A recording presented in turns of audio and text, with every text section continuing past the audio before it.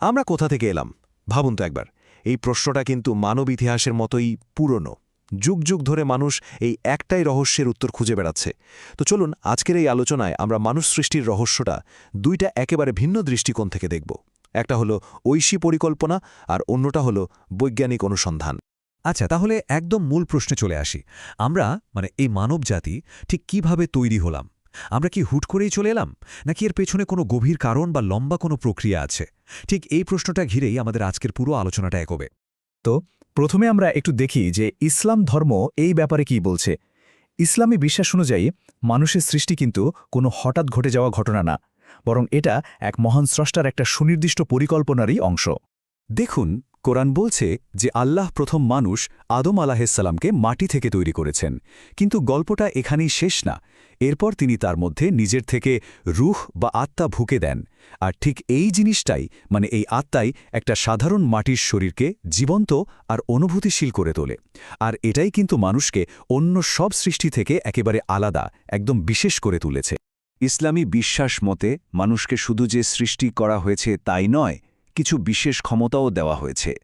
যেমন ধরুন, আমাদের বুদ্ধি আছে, যা দিয়ে আমরা সবকিছু বিশ্লেষণ করতে পারি। আমাদের ইচ্ছার শক্তি আছে, আর সবচেয়ে বড় যে ব্যাপারটা তা হলো ভালো আর মন্দের মধ্যে যে কোনো একটাকে বেছে নেওয়ার স্বাধীনতা। এই ক্ষমতাগুলোই কিন্তু আমাদের জীবনকে একটা অর্থ দেয়।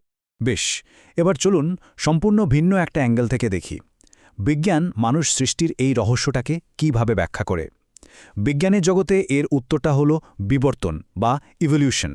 বিবর্তন আসলে একটা অনেক দীর্ঘ প্রক্রিয়া। বিজ্ঞানীরা বলেন, লক্ষ লক্ষ বছর ধরে প্রাকৃতিক নির্বাচনের মাধ্যমে একেবারে সরল জীবন থেকে আস্তে আস্তে বদলাতে বদলাতে আজকের আধুনিক মানুষের জন্ম হয়েছে। এটা কোনো এক মুহূর্তের ঘটনা নয়, বরং সময়ের সাথে সাথে ঘটে চলা একটা ধারাবাহিক পরিবর্তন।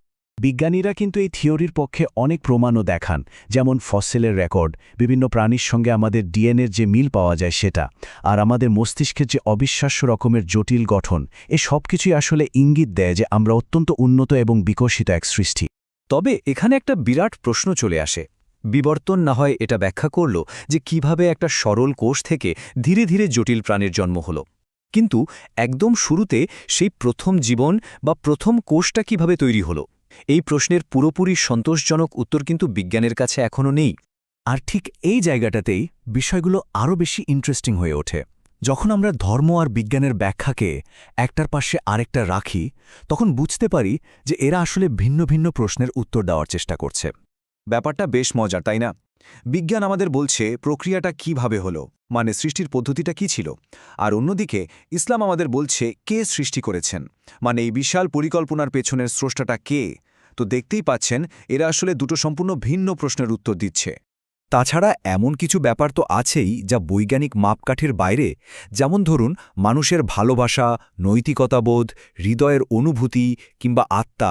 এই জিনিসগুলোকে তো শুধু কেমিক্যাল রিঅ্যাকশন দিয়ে পুরোপুরি ব্যাখ্যা করা যায় না। এখানেই বিজ্ঞানের সীমাবদ্ধতাটা বেশ স্পষ্ট হয়ে ওঠে। তাহলে সব মিলিয়ে মানুষ হিসেবে আমাদের বিশেষত্বটা আসলে কোথায়? আমরা কি শুধুই একটা উন্নত প্রাণী, নাকি এর থেকেও বেশি কিছু? মানুষ হিসেবে আমাদের কিছু অসাধারণ ক্ষমতা আছে।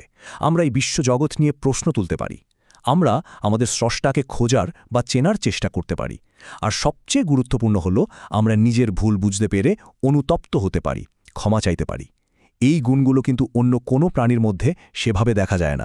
সুতরাং মূল কথাটা হল, মানুষ কেবলই মাংস আর হাড় দিয়ে গড়া একটা শরীর না। মানুষ আসলে আত্মা, বিবেক আর দায়িত্ববোধের এক আশ্চর্য মিশ্রণ। আমাদের অস্তিত্বটা যেন বস্তু আর চেতনার এক দারুণ সমন্বয়।